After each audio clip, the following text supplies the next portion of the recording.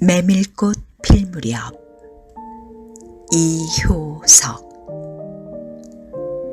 여름장이란 애당초에 글러서 해는 아직 중천에 있건만 장판은 벌써 쓸쓸하고 더운 햇발이 버려놓은 전 휘장 밑으로 등줄기를 훅훅 볶는다. 마을 사람들은 거지 반 돌아간 뒤여 팔리지 못한 나무꾼패가 길거리에 궁식거리고들 있으나 석유병이나 받고 고깃말이나 사면 족할 이 축들을 바라고 언제까지든지 버티고 있을 법은 없다. 춥춥스럽게 날아드는 파리떼도 장난꾼 각기들도 귀찮다. 얼금뱅이여 왼손잡이인 드팀전의 허생원은 기어코 동업의 도선달을 낚구어 보았다. 그만 거둘까? 잘 생각했네. 봉평장에서 한 번이나 흐뭇하게 사본 일 있었을까? 내일 대화장에서나 한몫 벌어야겠네. 오늘 밤은 밤을 새서 걸어야 될걸? 달이 뜨렸다. 절렁절렁 소리를 내며 조선딸이 그날 산 돈을 따지는 것을 보고 허생원은 말뚝에서 넓은 휘장을 걷고 버려놓았던 물건을 거두기 시작하였다. 무병필과 주단바리가 두 고리짝에 꽉 찼다. 멍석 위에는 천조각이 어수선하게 남았다. 다른 축들도 벌써 거진 전들을 걷고 있었다. 약바르게 떠나는 패도 있었다. 어물장수도, 땜장이도, 엿장수도, 생강장수도 꼴들이 보이지 않았다. 내일은 진부와 대화의 장이 선다. 축들은 그 어느 쪽이로든지 밤을 새워 60-70리길 밤길을 타박거리지 않으면 안 된다. 장판은 잔치 뒤 바당같이 어수선하게 벌어지고 술집에서는 싸움이 터져 있었다. 주정꾼 욕짓거리에 섞여 계집의 앙칼진 목소리가 찢어졌다. 장날 저녁은 정해놓고 계집의 고함 소리로 시작되는 것이다. 생원, 시침을 때도 다 하네. 그 층쥐집 말이야. 계집 목소리로 문득 생각난 듯이 조선딸은 비주시 웃는다. 화중지병이지. 이 연소패들을 적수로 하고야 대거리가 돼야 말이지. 에이, 그렇지도 않을걸? 축들이 사족을 못 쓰는 것도 사실은 사실이나 아무리 그렇다곤 해도 왜 그 동이 말일세? 감쪽같이 중주집을 후린 눈치거든. 뭐? 그 애송이가? 이 물건 가지고 낚았나 보지? 착실한 녀석인 줄 알았더니 그 길만은 알 수 있나? 궁리 말고 가보세나 그려. 내 한턱 쏨세. 그다지 마음이 당기지 않는 것을 쫓아갔다. 허생원은 계집과는 연분이 멀었다. 얼금뱅이 상판을 쳐들고 대어설 숫기도 없었으나 계집편에서 정을 보낸 적도 없었고 쓸쓸하고 뒤틀린 반생이었다. 중주집을 생각만 하여도 철없이 얼굴이 붉어지고 발밑이 떨리고 그 자리에 소스라쳐 버린다. 중주집 문을 들어서서 술자석에서 짜장 동이를 만났을 때에는 어찌된 사실인지 발끈 화가 나버렸다. 상의의 붉은 얼굴을 쳐들고 제법 계집과 농탕 치는 것을 보고서야 견딜 수 없었던 것이다. 녀석이 제법 난질꾼인데 꼴사납다. 머리에 피도 안 마른 녀석이 낮부터 술 처먹고 계집과 농탕이야? 장돌뱅이 망신만 시키고 돌아다니나 보나. 그 꼴에 우리들과 한몫 보자는 셈이지. 동이 앞에 막아서면서부터 책막이었다. 걱정도 팔자요 하는 듯이 빤히 쳐다보는 상기된 눈망울에 부딪힐 때 결김에 따귀를 하나 갈겨두지 않고는 배길 수가 없었다. 동이도 화를 쓰고 팩하게 일어나기는 하였으나 허생어는 조금 동색하는 법 없이 마음먹은 대로는 다 짓거렸다. 그 어디서 주워먹은 선모습인지 모르겠으나 내게도 아비엄이 있겠지? 그 사나운 꼴 보면 맘 좋겠다. 장사란 탐탁하게 해야 되지. 계집이 다 뭐냐? 나가거라. 냉큼 꼴 치워. 그러나 한마디도 대꾸리 하지 않고 하염없이 나가는 꼴을 보려니 도리어 측은히 여겨졌다. 아직도 서름서름한 사이인데 너무 과하지 않았을까 하고 마음이 선짓해졌다. 아이고, 주제도 넘지. 같은 술손님이면서도 아무리 젊다고 자식 낳게 되는 것을 붙들고 치고 닦아설 것은 무엇이야? 아이고 원. 중주집은 입술을 쫑긋하고 술 붓는 솜씨도 거칠었으나 젊은 애들한테는 그것이 약이 된다나 하고 그 자리는 조선딸이 얼머부려 넘겼다. 너 녀석한테 반했지? 애송이를 빨면 죄된다. 한참 법석을 친 후이다. 담도 생긴 데다가 웬일인지 흠뻑 취해보고 싶은 생각도 있어서 허생원은 주는 술잔이면 거의 다 들이켰다.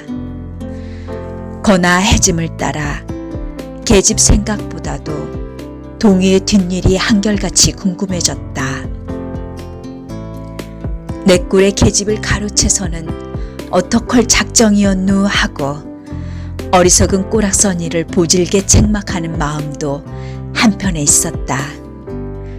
그렇기 때문에 얼마 지난 뒤인지 동희가 헐레버떡거리며 황급히 불러왔을 때에는 마시던 잔을 그 자리에 던지고 정신없이 허덕이며 중주집을 뛰어나간 것이었다. 생원! 당나귀가 발을 끓고 야단이에요. 에이, 각다기들 장난이지 필연코. 짐승도 짐승이려니와 동희의 마음씨가 가슴을 울렸다. 뒤를 따라 장판을 다름질하려니 거슴칠에 한눈이 뜨거워질 것 같다. 불악스러운 녀석들이라 어쩌는 수 있어야죠. 나귀를 몹시구는 녀석들은 그냥 두지는 않을걸. 반평생을 같이 지내온 짐승이었다. 같은 주막에서 잠자고 같은 달빛에 젖으면서 장에서 장으로 걸어다니는 동안에 20년의 세월이 사랑과 짐승을 함께 늙게 하였다. 까스러진 목 뒤 털은 주인의 머리털과도 같이 바스러지고 개진 젖은 눈은 주인의 눈과 같이 눈곱을 흘렸다. 몽단빛처럼 짧게 슬리운 꼬리는 파리를 쫓으려고 기껏 휘저어보아야 벌써 다리까지는 닿지 않았다. 다 없어진 굽을 몇 번이나 도려내고 새철을 신겼는지는 모른다. 굽은 벌써 더 자라나기는 틀렸고 닿아버린 철 사이로는 피가 빼지시 흘렀다. 냄새만 맡고도 주인을 분간하였다. 호소하는 목소리로 야단스럽게 울며 반겨한다. 어린아이 달래듯이 목덜미를 어루만져 주니 나귀는 코를 벌렁거리고 입을 트르르 거렸다. 콧물이 튀었다. 허생원은 짐승 때문에 속도 무던히 썩었다. 아이들의 장난이 심한 눈치여서 땀뱀 몸뚱아리가 부들부들 떨리고 좀 채 흥분이 식지 않은 모양이었다. 굴레가 벗어지고 안장도 떨어졌다. 요 몹쓸 자식들 하고 허생원은 호령을 하였으나 패들은 벌써 중행란을 논 뒤어 몇 남지 않은 아이들이 호령에 놀라 비슬비슬 멀어졌다. 우리들 장난이 아니오. 암놈을 보고 저 혼자 발광이지. 고울리게 한 녀석이 멀리서 소리를 쳤다. 에이, 그 녀석 말투가. 김천지 당나귀가 가버리니까 웬통 흙을 차고 거품을 흘리면서 미친 소같이 날뛰는걸. 꼴이 우스워 우리는 보고만 있었다오. 배를 좀 보지. 아이는 앵돌아진 투로 소리를 치며 깔깔 웃었다. 허생원은 모르는 결에 낯이 뜨거워졌다. 못 시선을 막으려고 그는 짐승의 배 앞을 가려 서지 않으면 안 되었다. 늙은 주제에 암샘을 내는 셈이야. 저놈의 짐승이. 아이의 웃음소리에 허생원은 주춤하면서 기어코 견딜 수 없어 채찍을 들더니 아이를 쫓았다. 쫓으려거든 쫓아보지. 왼손잡이가 사람을 때려? 줄다름에 달아나는 각다귀에는 당하는 재주가 없었다. 왼손잡이는 아이 하나도 후릴 수 없다. 그만 채찍을 던졌다. 술기도 돌아 몸이 유난스럽게 화끈거렸다. 아휴, 그만 떠나세. 녀석들과 어울리다가는 한이 없어. 장판의 각다귀들이란 어른보다도 더 무서운 것들인걸. 조선딸과 동이는 각각 제 나귀에 안장을 엎고 짐을 싣기 시작하였다. 해가 꽤 많이 기울어진 모양이었다. 득팀 전 장도리를 시작한 지 20년이나 되어도 허생원은 봉평장을 빼놓은 적은 드물었다. 충주, 제천 등의 이웃군에도 가고 멀리 영남 지방도 헤매기는 하였으나 강릉쯤에 물건 하러 가는 외에는 처음부터 끝까지 군내를 돌아다녔다. 닷새만큼씩의 장날에는 달보다도 확실하게 면에서 면으로 건너갔다. 고향이 청주라고 자랑삼아 말하였으나 고향에 돌보러 간 일도 있는 것 같지는 않았다. 장에서 장으로 가는 길에 아름다운 강산이 그대로 그에게는 그리운 고향이었다. 반날 동안이나 뚜벅뚜벅 걷고 장터 있는 마을에 거짐반 가까워졌을 때 거친 나귀가 한바탕 우렁차게 울면 더구나 그것이 저녁녘이어서 등불들이 어둠 속에 깜박거릴 무렵이면 늘 당하는 것이건만 허생호는 변치 않고 언제든지 가슴이 뛰놀았다. 젊은 시절에는 알뜰하게 벌어 돈푼이나 모아본 적도 있기는 있었으나 읍내에 백중이 열린 해 호탕스럽게 놀고 투전을 하고 하여 사흘 동안에 다 털려버렸다.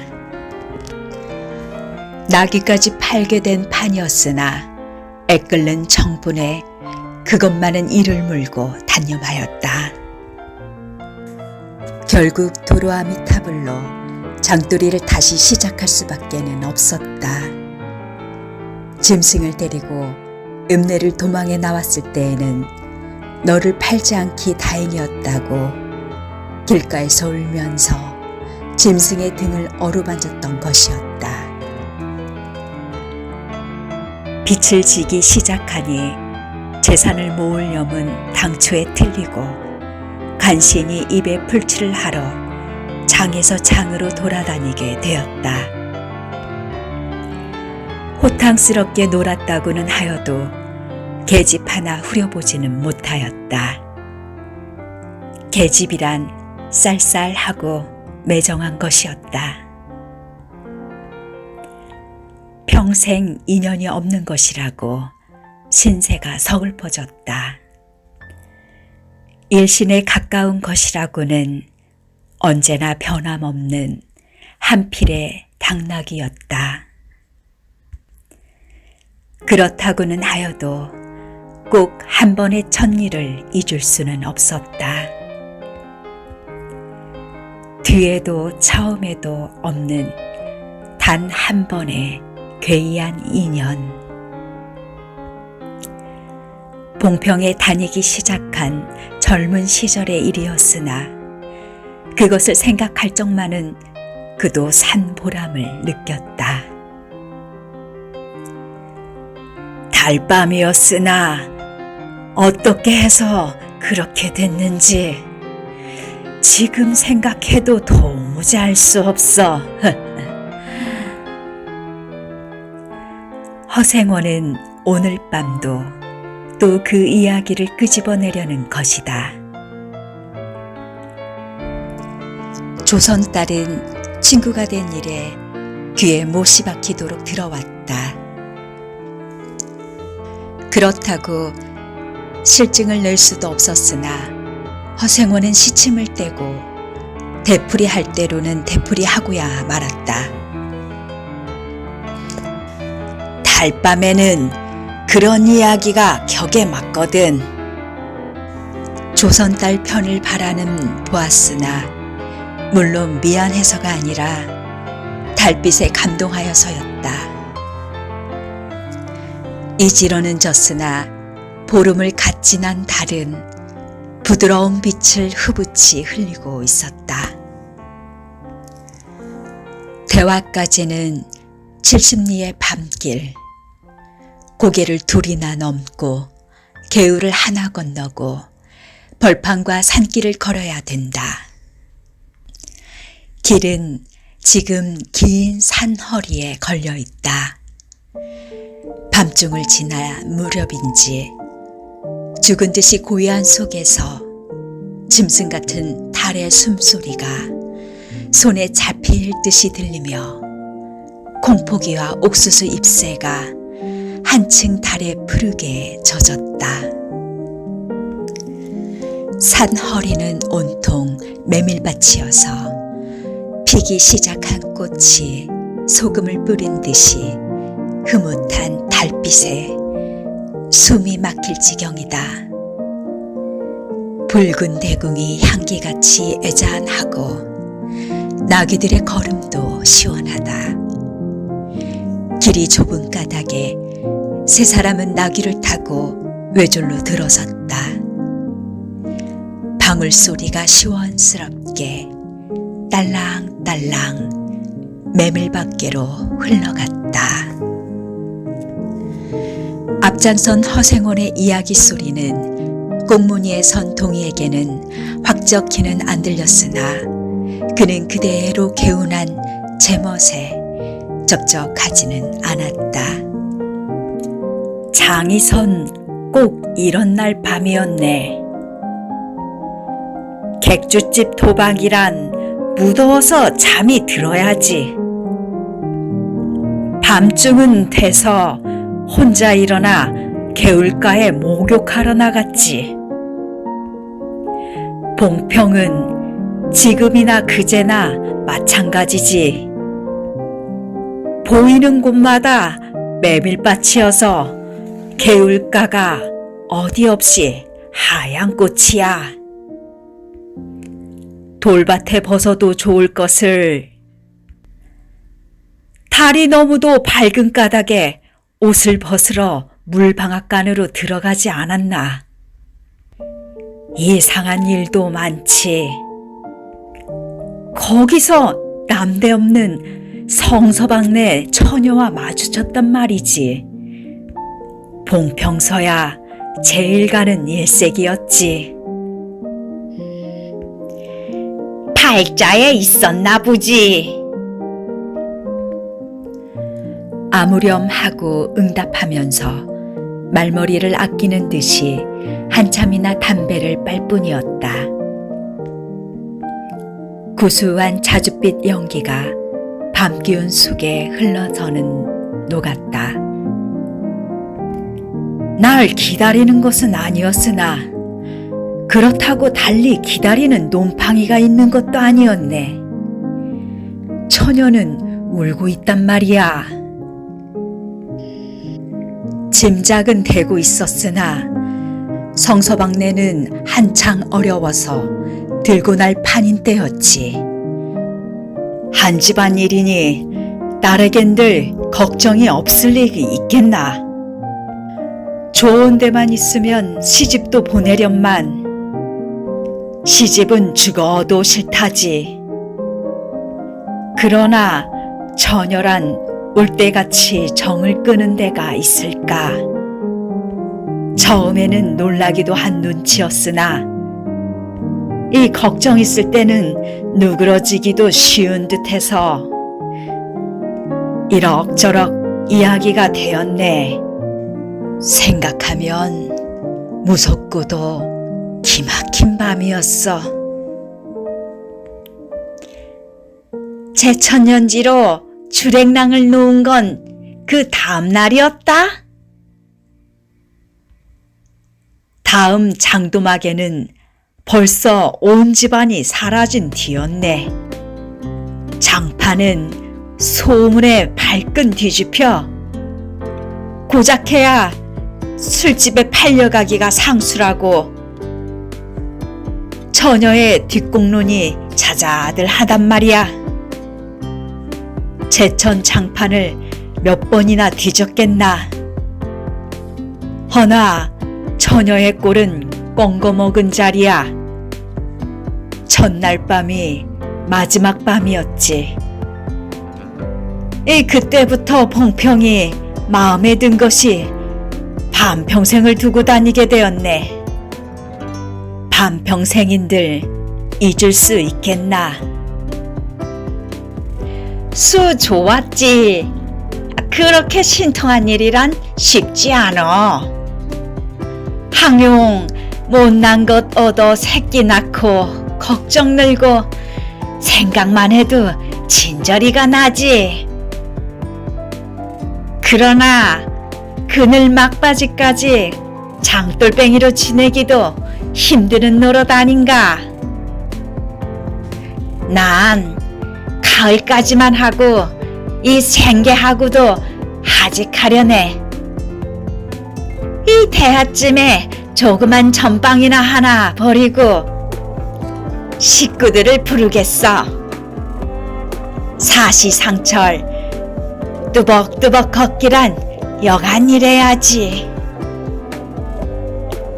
얘 처녀나 만나면 같이나 살까? 난 거꾸러질 때까지 이 길 걷고 저 달 볼 테야. 산길을 벗어나니 큰 길로 튀어졌다. 꽁무니의 동이도 앞으로 나서 나귀들은 가로 늘어섰다. 총각도 젊겠다. 지금이 한창 시절이렸다. 그 충주집에서는 그만 실수를 해서 그 꼴이 되었으나 설게 생각 말게. 천만에요. 되려 부끄러워요. 계집이란 지금 웬 제격인가요? 자나깨나 어머니 생각뿐인데요. 허생원의 이야기로 실심의 한 끝이라 동희의 어조는 한풀 수그러진 것이었다. 아비 어미란 말에 가슴이 터지는 것도 같으나 제겐 아버지가 없어요. 피부치라고는 어머니 하나뿐인걸요. 돌아가셨나? 당초부터 없어요. 그런 법이 세상에.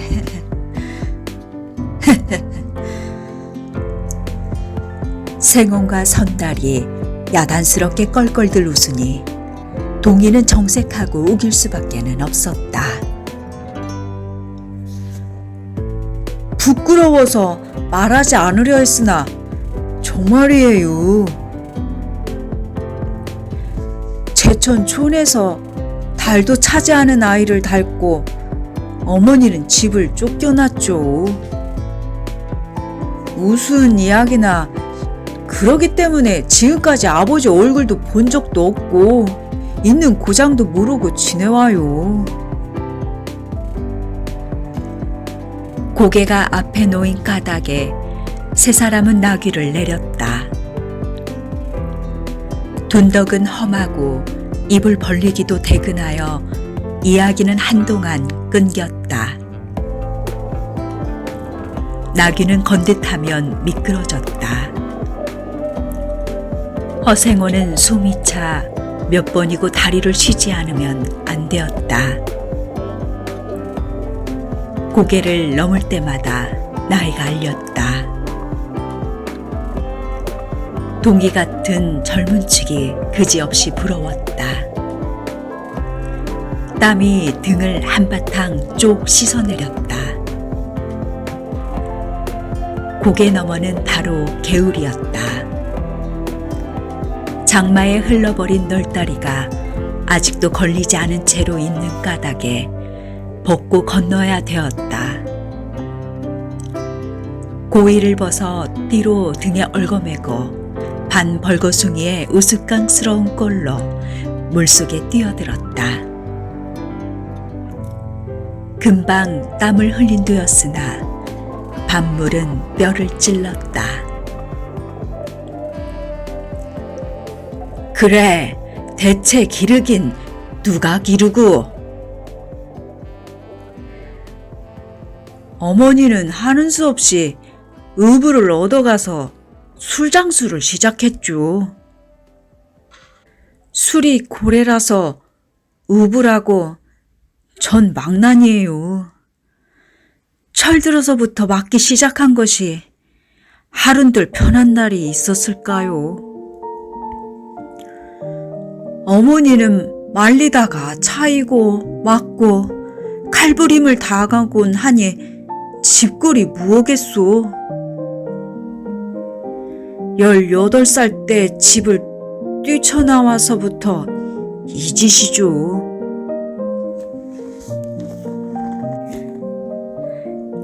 총각, 낯새로운 심이 무런하다고 생각했더니 듣고 보니 딱한 신세로군.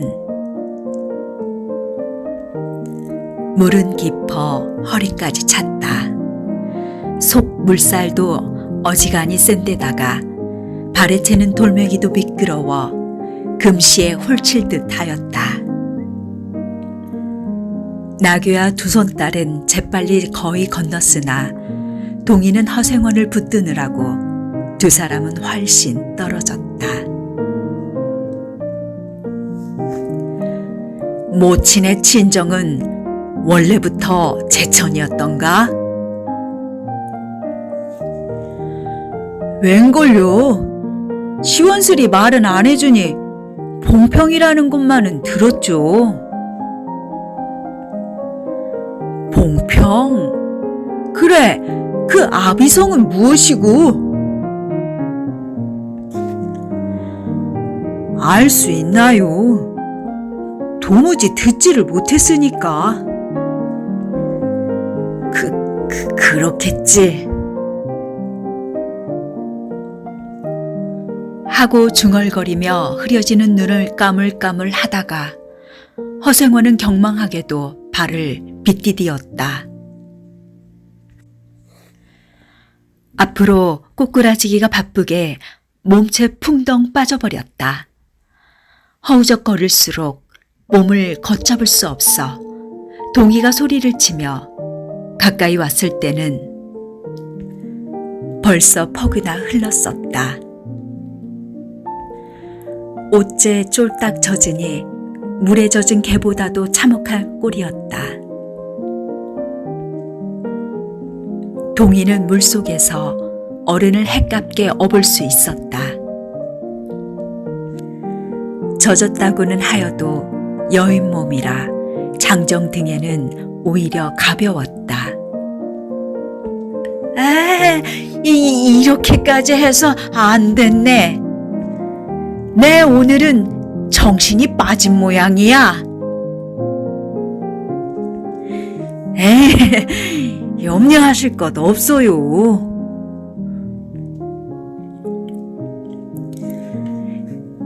그래, 그 모치는 아비를 찾지는 않는 눈치지.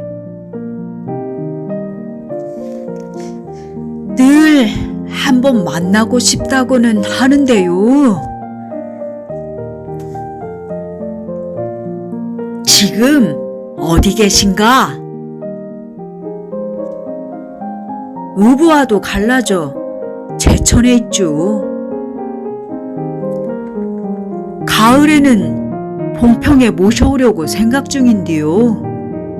이를 물고 벌면 이럭저럭 살아갈 수 있겠죠? 아무렴 기특한 생각이야. 가을이렸다. 동이의 탐탁한 등 허리가 뼈에 사무쳐 따뜻하다. 물을 다 건넜을 때에는 도리어 서글픈 생각에 좀 더 엎였으면서도 하였다. 진종의 실수만 하니 웬일이오 생원.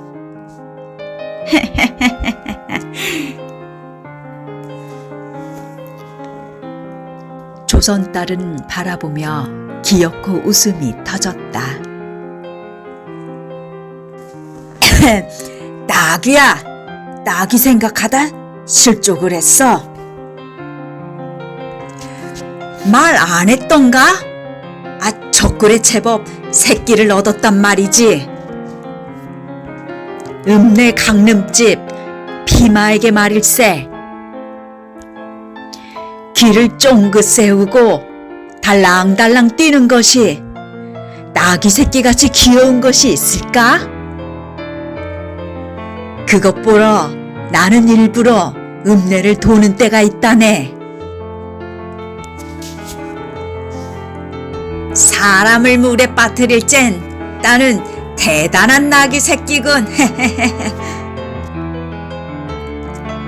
허생원은 젖은 옷을 웬만큼 짜서 입었다. 이가 덜덜 갈리고 가슴이 떨리며 몹시도 추웠으나 마음은 알 수 없이 둥실둥실 가벼웠다. 주막까지 부지런히들 가세나. 뜰에 불을 피우고 후후시 쉬어. 나귀에겐 더운 물도 끓여주고. 내일 대화장 보고는 제천이다. 아, 생온도 제천으로? 오랜만에 가보고 싶어. 동행하려나, 동이? 나귀가 걷기 시작하였을 때 동이의 채찍은 왼손에 있었다. 오랫동안 아독신이 같이 눈이 어둡던 허생원도 요번만은 동이의 왼손잡이가 눈에 띄지 않을 수 없었다. 걸음도 헷같고 방울소리가 밤 벌판에 한층 청청하게 울렸다. 달이 어지간히 기울어졌다.